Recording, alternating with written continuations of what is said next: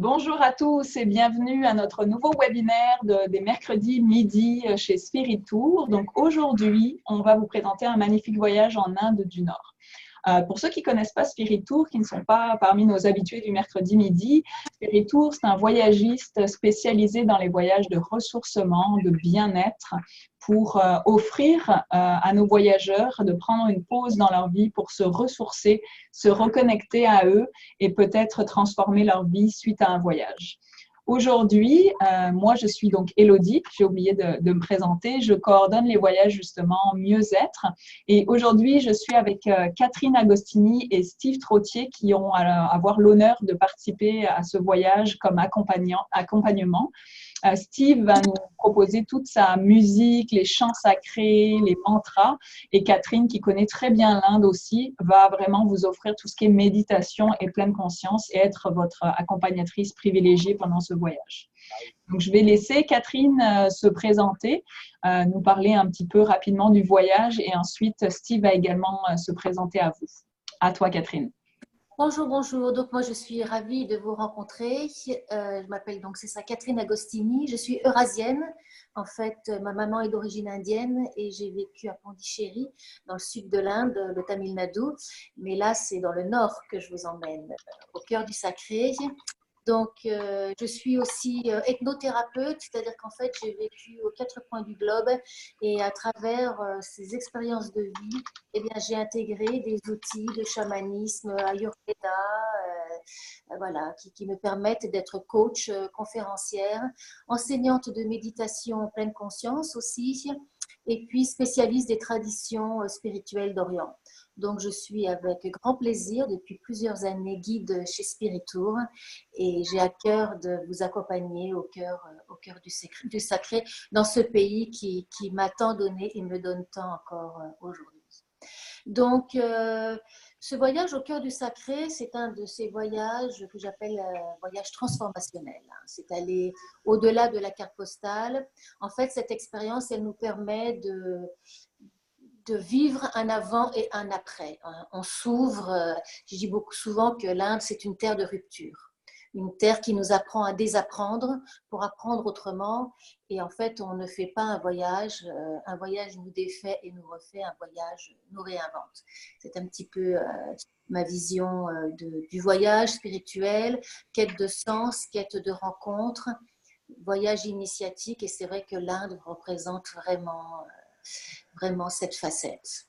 J'imagine que Steve partage également ce point de vue sur l'Inde, qui toi aussi, Steve, tu connais très bien l'Inde pour y être allé plusieurs fois. Oui, j'ai été 4 fois en Inde et pour moi, c'est un pays de transformation, vraiment de transformation. Et moi, ça a changé ma vie. Ça a changé ma vie dans la perception du sacré, dans la perception de voir le chaos, mais en harmonie. C'est ça. Les valeurs sont revenues en moi vraiment profondes. J'ai fait la synthèse de ma vie, puis je suis revenu à des trucs très, très, très pointés dans ma démarche de vie maintenant, depuis ces voyages-là en Inde. Est-ce que tu peux, beaucoup de monde te connaît déjà, mais est-ce que tu peux te présenter un petit peu pour les gens qui ont envie de partir avec nous, mais qui n'ont pas la chance de te connaître encore? Oui, bien, namasté tout le monde, hein? C'est un mot qu'on va bien apprendre en Inde. Je suis Steve Trottier, voyageur du monde. J'ai voyagé dans plus de 37 pays, solitaire, sac à dos.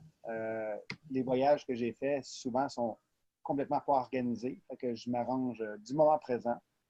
Et je trouve ça incroyable de voyager avec Spirit Tour. J'ai fait le Maroc aussi.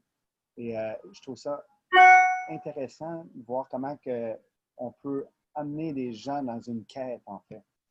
Et moi, je l'ai fait personnel, la quête. Mais moi, mon défi, c'est de vous faire vivre ce secret-là, de vous amener aussi la force des mantras, des chants sacrés que j'ai été initié en Inde et que je partage depuis plus de 10 ans à travers le Québec et mes albums sont vendus un petit peu partout dans le monde. Donc, et avec mon côté photographe, cinéaste, bien, je vais vous amener aussi une vision de pas seulement regarder, mais de voir certaines choses. Super. Merci beaucoup, Steve.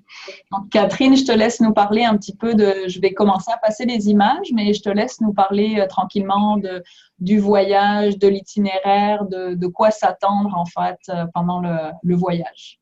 Parfait. Alors, c'est ça, j'aime beaucoup le témoignage de Steve parce que je crois que l'Inde, c'est ça. C'est la fluidité, l'harmonie dans le chaos.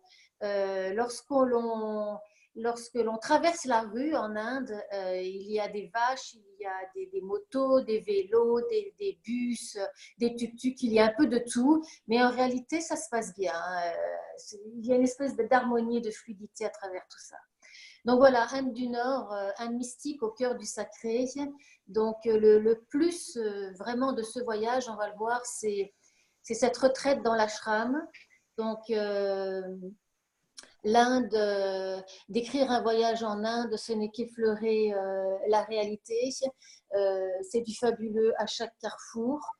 Et ah. Continue Catherine, n'hésite pas. Quelle grâce dans les sourires, quelle élégance dans les mouvements du sari, même au cœur de la pauvreté, quel naturel dans la spiritualité, quelle majesté dans son architecture et quelle ferveur dans ses prières. L'Inde de Gandhi et de tant d'autres sages acceptent les contradictions. C'est ça. C'est à cette dimension mystique de l'Inde tout entière, surprise dans son quotidien, que nous allons vous inviter. Donc en fait, la première semaine, vous aurez la chance de découvrir le triangle d'or indien, Delhi, Jaipur, Agra, avec le Taj Mahal. Et puis vous découvrirez les trésors culturels et spirituels de ces grandes villes mythiques. Par la suite, vous aurez l'opportunité de vivre une expérience unique d'une retraite de yoga et méditation dans un ashram à Rishikesh, qui est considéré comme la capitale mondiale du yoga, sur les rives du Gange, au pied de l'Himalaya, et vous aurez ainsi la possibilité de prolonger ensuite votre séjour au Népal. Donc en fait, c'est cette retraite en ashram qui est vraiment quelque chose d'extraordinaire, puisqu'on va voir que l'ashram, c'est un lieu de retrait, de méditation. Il était fréquemment construit auparavant dans la montagne, dans la forêt, pour se mettre en dehors du monde, en dehors du divertissement. Et aujourd'hui, c'est une institution où des élèves séjournent pour suivre les enseignements de maîtres indiens, de maîtres en yoga, de maîtres en méditation, en philosophie indienne. Et c'est à la carte, donc un peu, beaucoup, intensément, à la folie, chacun comme il le souhaite. Et je partage également des ateliers dans ce cadre qui sont les 4 principes de la spiritualité indienne, puisqu'en fait, la sagesse de la vie est toujours plus grande que la sagesse des hommes. Et la vie est une grande école d'enseignement. Donc, premier principe, quiconque vous rencontrerez est la bonne personne. Deuxième principe, peu importe ce qui est arrivé, c'est la seule chose qui pouvait arriver. Troisième principe, chaque moment est le bon moment. Et quatrième principe, ce qui est terminé est terminé. Donc toi, Catherine, tu as déjà séjourné dans un ashram. Oui, absolument. De ton expérience justement de l'ashram. Donc, ayant vécu plusieurs années en Inde, étant une grande amoureuse de l'Inde, je connais divers ashrams dans différentes régions de l'Inde et je peux dire que celui-ci est absolument exceptionnel. Alors, c'est le même que l'année dernière. On est vraiment au-dessus du fleuve sacré, du Gange. On verra tout à l'heure, il y a une petite photo qui nous donne une idée de la vue. Donc, on est sur les hauteurs, c'est très calme, avec la vue sur l'Himalaya. Les chambres sont très propres, avec des salles de bain privées, ce qui n'est pas toujours facile à trouver. Le jardin est magnifique. On a souvent les chambres, nous, qui sont tout près du jardin et avec la vue sur le Gange.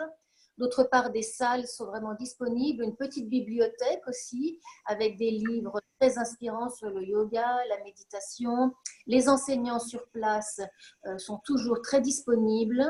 Et puis, moi, je propose une journée, enfin, le centre la propose aussi, mais ça dépend un petit peu des années. En tous les cas, ceux qui veulent peuvent vivre une journée de silence. La nourriture y est végétarienne, mais elle est donc... j'ai envie de dire, dans cet ashram, on peut vivre comme on le souhaite, soit en tant que renonçant, c'est-à-dire qu'on va rester un petit peu davantage dans ce milieu clos avec une alimentation qui est matin, midi, soir indienne, donc avec dal, avec c'est ça, les lentilles, une petite sauce, du riz. Et puis, on peut vivre aussi cette retraite de façon plus souple, c'est-à-dire que le matin, on peut avoir, nous, un petit déjeuner à l'occidental avec des fruits, yogourt et puis des toasts. On peut vivre cette retraite de façon un petit peu plus souple aussi en descendant dans la ville elle-même, qui est un endroit d'une douceur extrême. C'est la douceur de l'Inde. Et là, vous avez sur les Ghats les rituels des Indiens, les rituels d'offrande, de purification. Je vais également initier ces deux rituels-là au bord du Gange à deux moments donnés. On traverse la rive de façon très facile par un petit pont ou un petit bateau. Et là, on peut vivre aussi donc les Ghats de l'autre côté avec une cérémonie du feu tous les soirs qui est l'arti, une cérémonie extraordinaire où tous les Indiens se rassemblent et là aussi on fait des offrandes au Gange. Donc vraiment une immersion totale, mais chacun à son rythme. Donc c'est ce qui permet vraiment à toute personne d'y trouver son compte. Tous les niveaux sont permis pour la méditation, pour le yoga. Il y a aussi bien des débutants que des enseignants de yoga qui viennent avec nous, des professeurs de Montréal par exemple, et qui trouvent tous les niveaux sont nourrissants. Quant à la méditation, on me demande aussi est-ce que c'est en anglais. Donc moi, tous les ateliers que j'offre, dont les ateliers de méditation pleine conscience, sont bien sûr en français. L'atelier de méditation offert par un Indien est en anglais, mais c'est une méditation qui n'est pratiquement pas guidée, qui en fait focus sur le troisième œil avec quelques profonds aum. Donc c'est extrêmement vibrant et si on ne comprend pas l'anglais, c'est juste une énergie incroyable qui nous permet d'entrer dans les profondeurs. Super, vraiment, ça a l'air en toute sérénité. Oui. Steve, c'est également à l'ashram que tu vas proposer un concert. Est-ce que tu peux nous expliquer quel instrument en fait tu vas jouer, puis quel type de chant, de musique en fait tu proposes pendant ce moment? En fait, j'ai fait beaucoup de concerts, puis moi, ma philosophie, c'est ah ah ah. Ajuste, adapte et accommode. Puisque je suis rendu là, on va voir quel instrument que je vais prendre parce que c'est quand même en Inde. S'il y a un harmonium de disponible, je peux prendre un harmonium. On va se renseigner. D'abord, je vais amener une petite guitare ou d'abord, je vais avoir mon petit pad puis avec des petits speakers, puis je vais avoir ma musique d'accompagnement et on va pouvoir chanter avec ma musique qui est déjà préenregistrée. C'est vraiment ah ah ah, ajuste, adapte, accommode. Parfois, on peut faire des concerts puis on n'a pas besoin d'instruments. Exactement. Puis être dans le moment présent, c'est ça que tu vas proposer finalement. Ce voyage, les soirs, on va pouvoir étudier quelques mantras, la signification, puis arriver au moment de l'ashram, on va connaître un peu tous les mantras qu'on va faire et on va baigner parce que à Rishikesh, moi j'ai été 3 fois à Rishikesh, puis c'est comme elle a dit, la cérémonie du soir, la rati, c'est extraordinaire. C'est extraordinaire. Puis on va déjà baigner dans cette ambiance-là. Comme le Om Namah Shivaya, on va déjà connaître la vibration sonore. C'est vraiment le moment présent. Ça va faire Parfait. toujours arriver à un haut niveau de conscience et de spiritualité. C'est qu'on voit que l'union, l'unité ensemble, qu'est-ce qu'on peut faire? La voix est très, très profonde et significative. Merci, Steve. Donc, Spiritour vous offre pas seulement la chance d'aller vivre une semaine dans un ashram, mais bien sûr aussi tout un circuit autour de ça, la visite de nombreux sites culturels, mais aussi bien sûr du Taj Mahal, c'est bientôt une des dernières fois qu'on va pouvoir le visiter avant que le gouvernement décide de le fermer. Donc, profitez de cette occasion. Donc, avec des photos, on va vous présenter l'itinéraire. Puis Catherine va bien sûr vous commenter un petit peu le voyage, puis nous parler des ateliers, des méditations, des pleines consciences qu'elle va proposer tout au long du séjour dans ces merveilleux sites. Donc c'est ça, je dirais en fait que c'est vraiment apprendre à vivre un jour à la fois, une chose à la fois, une respiration à la fois. Et c'est vrai que c'est une chance extraordinaire d'être accompagnée par Steve cette année, une chance unique effectivement, grâce au mantra, de plonger dans quelque chose vraiment au cœur du sacré. Donc, l'itinéraire, comme on le disait, c'est de l'ashram, oui, mais c'est aussi un circuit dans tout ce que l'Inde propose d'émotions. Elle est partout, l'émotion de majestueux avec toute cette architecture. C'est vraiment une plongée aussi, c'est ça, au cœur du merveilleux. On va aller dans le Rajasthan, le pays des mille et une nuits, le pays des Maharajas, et bien sûr le Taj Mahal, véritable poème d'amour. Donc en fait, on arrive à Delhi. Ensuite, on va rapidement circuler, c'est ça, de triangle d'or, Jaipur, Agra, et puis ensuite on va prendre l'avion pour aller du côté de Rishikesh, donc dans les contreforts de l'Himalaya, c'est là où on aura la retraite d'ashram, et on retourne en bus par Haridwar, entre autres, qui est aussi une grande ville sacrée, intense, profonde, où on va voir aussi là, les rituels au bord des Ghats, vraiment une énergie très particulière pour retourner ensuite sur Delhi. Donc le sacré, on va voir effectivement, il est partout. Hein, donc là, on va voir quelques petites images, quelques lieux défilés. Le sacré, il est partout. Hein. N'est-ce pas, l'Inde n'est-elle pas la terre du ciel, une terre d'offrande, une terre de fleuves sacrés avec le Gange. Le sacré, on le rencontre partout dès les premiers pas. Vous allez voir que quand on descend de l'avion, il y a tout de suite l'Anjali. Hein, ce salut sacré, ce salut qui a ruisselé à travers des siècles, des millénaires, sans aucune ride, sans aucune lassitude. En fait, c'est le salut de la gratitude, c'est le salut de l'adoration, de la prière, du recueillement. Il nous rassemble en notre centre. C'est un véritable culte et il ennoblit chaque personne qui le dessine. Et puis, il y a, comme disait Steve, il y a le namasté qui n'est pas un simple bonjour, coucou, salut. C'est vraiment mon âme reconnaît ton âme. Donc, en fait, voilà, des journées qui vont s'écouler entre découverte du merveilleux, découverte de l'architecture, des différents sites. Voilà, alors le temple du lotus aussi, magnifique, qui est en fait la religion Baha'i. La religion Baha'i, c'est pas en fait une religion, c'est un sacré qui accueille toutes les traditions, bouddhistes, taoïstes, catholiques, qui accueille l'islam. Tout le monde se retrouve ici et ce sera l'occasion de guider une méditation dans ce temple extrêmement inspirant. Ensuite, ici, on a la mosquée, hein, aussi magnifique construction, construite en 2005, qui a été construite, c'est ça, avec des éléments de l'architecture traditionnelle.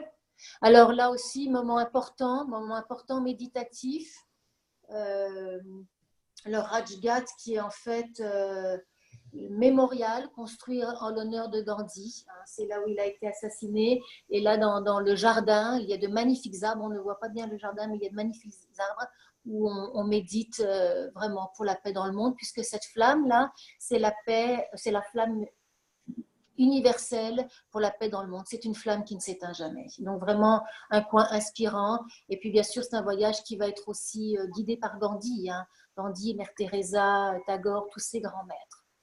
Donc Delhi, le palais, alors là, pardon, le Rajasthan, donc les mille et une nuits, là c'est vraiment les contes. Et alors le palais des vents, c'est un monument très très connu. En fait, les femmes se tenaient derrière ces moucharabiés, derrière ces petites fenêtres pour voir ce qui se passait dans la rue. Et également, le vent, il y avait des ventilations et donc le vent s'engouffrait un petit peu, et ce qui permettait à la chaleur un petit peu de se dissiper. Très bel endroit inspirant aussi, surtout pour les femmes, on va dire.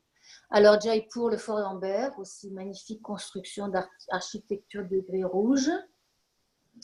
Alors on verra aussi que tous ces forts, ces bâtiments drainent aussi l'amour, le grand amour, des raffinements extrêmes de l'Orient. On verra que dans ces bâtiments, il y a souvent donc, des palais avec des balançoires qui étaient imaginés pour les couples, pour vraiment le romantisme, des petites rigoles aussi avec des rivières parfumées de roses, enfin vraiment l'occasion de toucher toute la magie de l'Orient et puis le raffinement extrême de ces civilisations.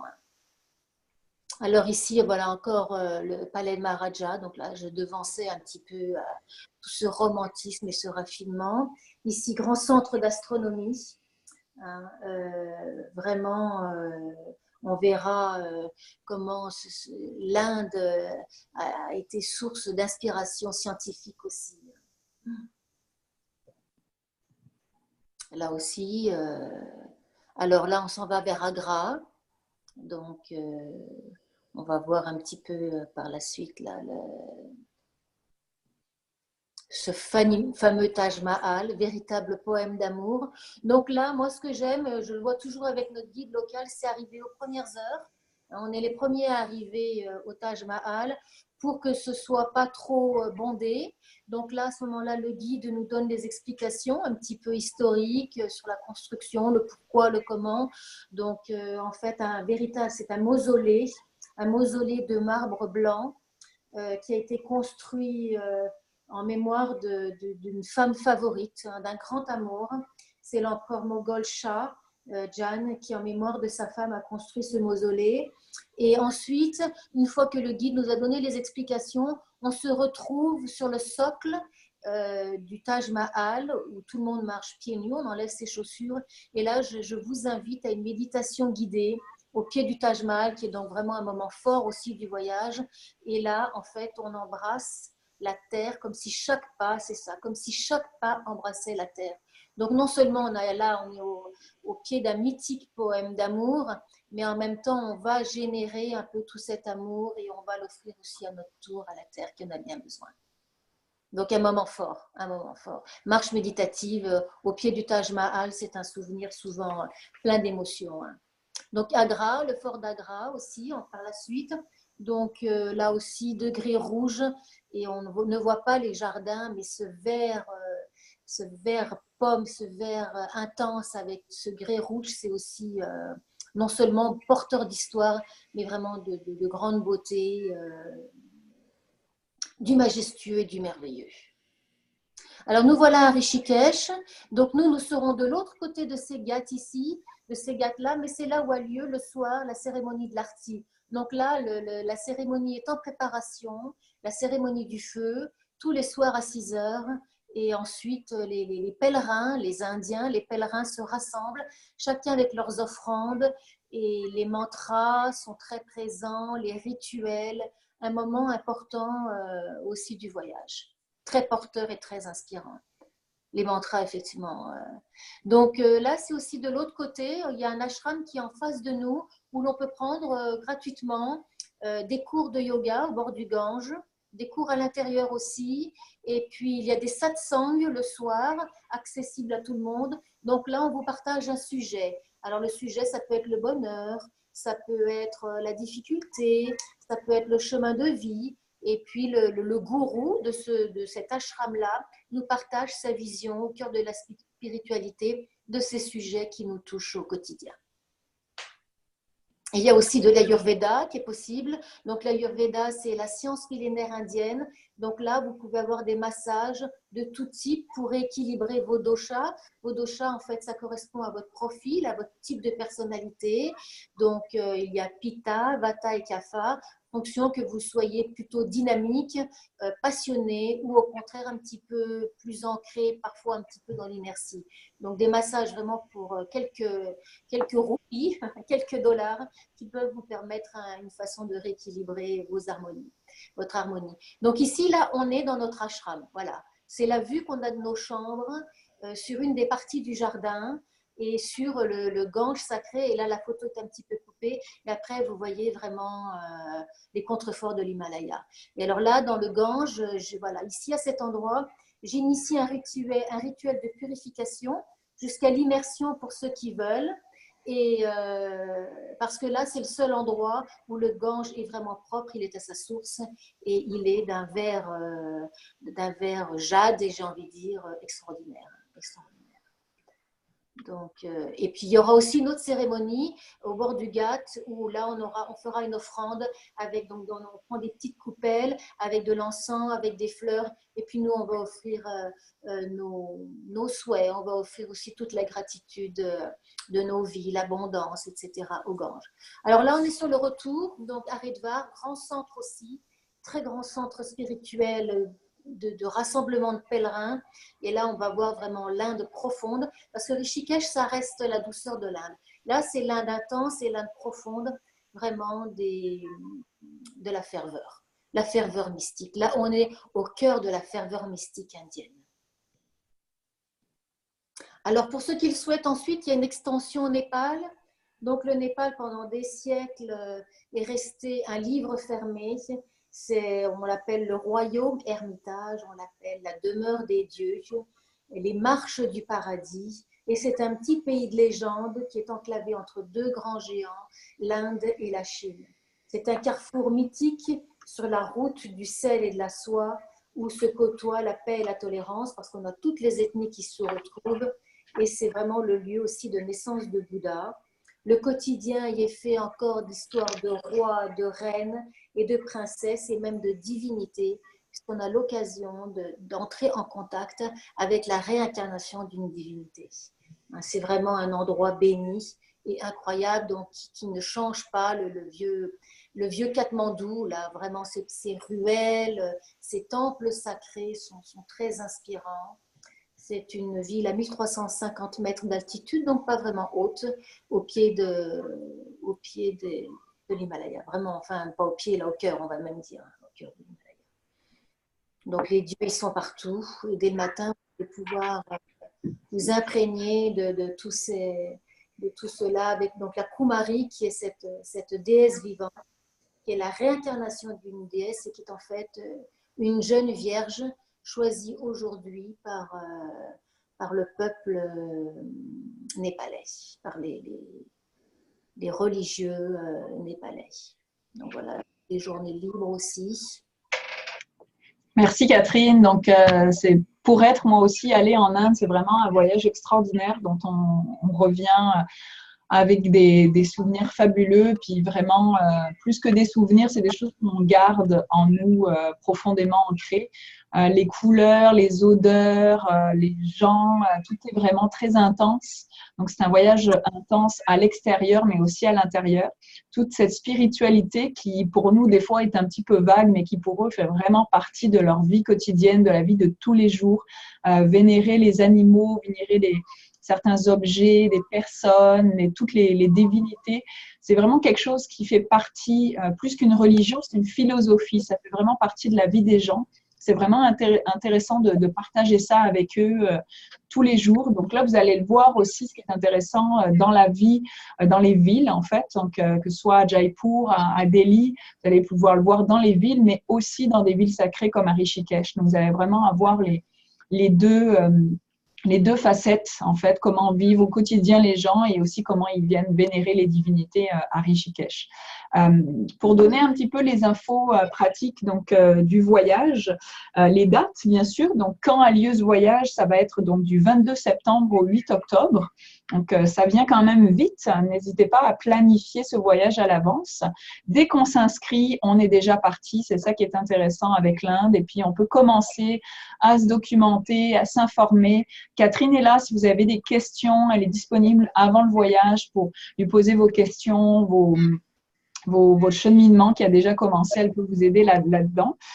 Donc, au niveau du prix de voyage, vous bénéficiez jusqu'au 22 mai. Donc, c'est vraiment intéressant du réservé taux qui est de 400 $ de réduction, ce qui vous fait profiter d'un prix à 4 429 $ pour donc, les 15 jours de voyage. Ça inclut bien sûr donc, le vol aller-retour au départ de Montréal. Les repas, donc les repas à l'ashram sont tous inclus, ils sont végétariens et pour le reste du voyage, vous êtes en demi-pension, c'est-à-dire donc 2 repas par jour. Ensuite, tous les transferts et les transports sont inclus, bien sûr, en véhicule climatisé. Et puis, donc, les services de Catherine, l'accompagnement aussi de Steve et un guide local en plus. Donc, vous êtes vraiment très bien pris en charge, très bien accompagné tout au long du voyage. Les petites choses à prévoir uniquement, donc votre assurance, quelques repas et puis bien sûr donc le visa qui est à prévoir. Vous inquiétez pas, ça se fait de manière électronique, c'est très facile et Spiritour est là pour vous accompagner dans les démarches. Donc on va vous donner toute la procédure par email une fois que vous allez être inscrit. La date limite pour s'inscrire est le 22 juillet. Ça s'en vient très vite. Sur ce voyage, on a maximum 15 personnes pour vraiment privilégier la synergie de groupe, le partage. Et on a besoin de 8 personnes pour faire partir le voyage. Donc, n'hésitez pas à vous inscrire et à profiter surtout de ces 400 $ de réduction jusqu'au 22 mai, la semaine prochaine. Pour toute question et toute inscription, vous pouvez le faire en ligne sur notre site internet spiritour.com ou me contacter. Je suis donc Élodie. À nos numéros de téléphone, mon poste c'est le 204 ou bien sûr nous envoyer un mail si vous préférez. Donc, plusieurs moyens de nous contacter. Pour le mot de la fin, avant même le mot de la fin, je voudrais que Steve aussi nous partage un petit peu son expérience de l'Inde et puis qui nous parle peut-être d'une anecdote ou quelque chose qui pour lui fait que l'Inde est un voyage particulier, un voyage en soi. Qu'est-ce que tu as à nous partager, Steve? Moi, en fait, la première fois que j'étais en Inde, j'ai voyagé dans beaucoup de pays. Mais l'Inde, c'est le seul pays qui m'a. Tu sais, souvent on dit aux gens, comment ça va aujourd'hui? C'est facile de dire, pas pire. Ça va. On veut être poli, hein, on dit, ça va. Et c'est le seul pays qui m'a dit, comment tu te sens aujourd'hui? Puis ça, c'est vraiment une autre valeur. Comment tu te sens? Comment tu te sens à l'intérieur de toi? Et l'Inde, en fait, c'est le reflet pour vous ramener à l'essentiel. C'est le miroir de l'âme. Souvent, tu n'as pas besoin de te regarder dans un miroir, une glace, mais là-bas, ça va vraiment venir faire un reflet de tes valeurs souvent oubliées ou des fois, tu ne les as jamais connues. Puis, c'est un voyage qui peut être très coloré parce que quand on regarde l'itinéraire, c'est extraordinaire. On va dans les palais de Maharaja et on va au centre du sacré, au bord de la rivière, l'un de mes endroits préférés en Inde, en fait, à Rishikesh. Puis, moi, je dirais, n'aie pas peur de faire ce voyage-là et lance-toi à l'aventure de toi-même. Puis on est tous là pour accompagner chacun et on va évoluer dans ce magnifique voyage. Merci Steve, merci beaucoup. Donc Catherine, je te laisse le mot de la fin pour nos participants, pour les derniers qui doutent. Qu'est-ce que tu aurais envie de leur partager de ton expérience? Oui, alors moi je dirais aussi enfin je rajouterais parce que j'ai pas trop, parce que l'Inde, moi je suis une grande amoureuse de l'Inde, elle coule dans mes veines, hein. Donc il y a quelque chose que j'ai pas abordé, je vais juste aborder 2 minutes, c'est le peuple indien. Le peuple indien qui est d'un accueil absolument hallucinant et vraiment j'ai envie de dire de sourire en sourire on se rencontre. Il n'y a pas de mots, il n'y a pas de mots pour décrire l'accueil du peuple indien et puis l'immersion qu'on va vivre aussi, parce qu'entre autres, on va aller dans une famille, dans le Rajasthan, on va apprendre à cuisiner. Donc, il y a vraiment ce facteur humain que je n'ai pas trop eu le temps encore d'évoquer, mais qui est extrêmement, extrêmement important. Alors moi, ce que je dirais, c'est ça, avant de partager le petit témoignage de notre dernière... de mon dernier voyage, là, il y a Martine Chalifour qui nous a écrit quelques lignes sur ce qu'elle a vécu, que j'aimerais partager.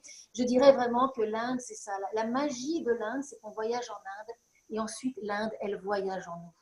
Ah, waouh, c'est très bien, c'est super beau.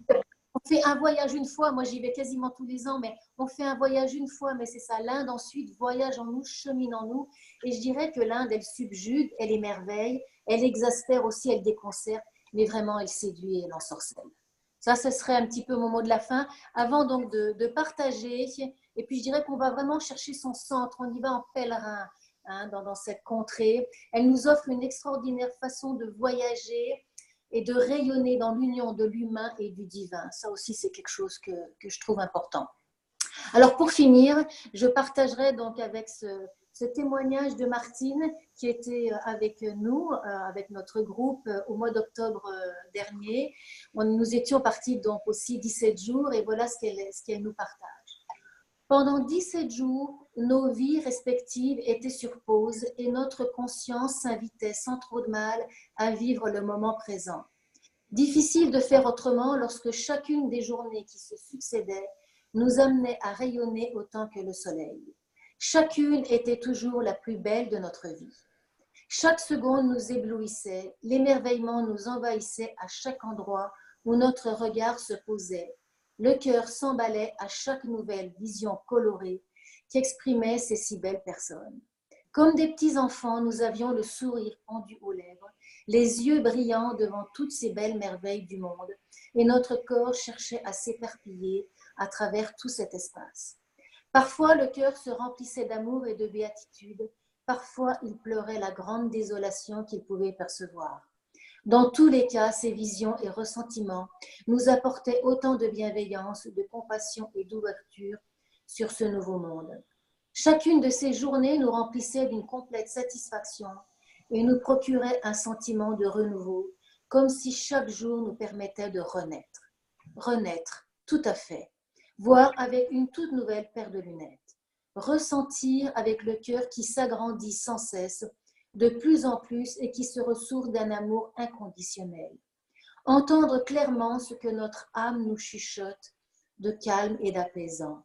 Goûter à toutes ces nouvelles saveurs qui rehaussent notre envie d'en connaître encore plus. Sentir les odeurs de ces racines indiennes qui nous procurent les émanations de toute autre source de vie. Chaque jour était toujours la plus belle de notre vie. Ce qui est encore plus beau et extraordinaire, c'est que la magie de l'Inde a réanimé en nous cet engouement et envie de vivre pleinement chacune des journées de notre vie comme la plus belle de toutes. Wow! C'est avec émotion que je relis ces passages parce que c'est vrai que l'aventure a été extraordinaire. Toujours renouvelée en tant que guide pour moi, elle est toujours renouvelée. Et c'est vrai que je crois que pour chacun de nous et pour moi également, il est question de renaissance. Merci Catherine. Voilà. C'est un très beau témoignage d'une participante. Donc, si comme elle, vous voulez peut-être transformer votre vie et renaître, n'hésitez pas à vous inscrire et de profiter de notre réservé tôt la semaine prochaine avant le 22 mai. Et puis, on vous dit rendez-vous à mercredi prochain pour un nouveau webinaire, mercredi à 12h30. Merci Catherine et merci Steve. N'hésitez pas à demander mon contact pour toute information. Je suis vraiment là pour vous avec plaisir, le cœur grand ouvert. Namasté. Merci Steve. Au plaisir de vous retrouver en terre indienne. Bonne journée à tout le monde. Bonne journée. Bye. Bonne journée, bonne journée.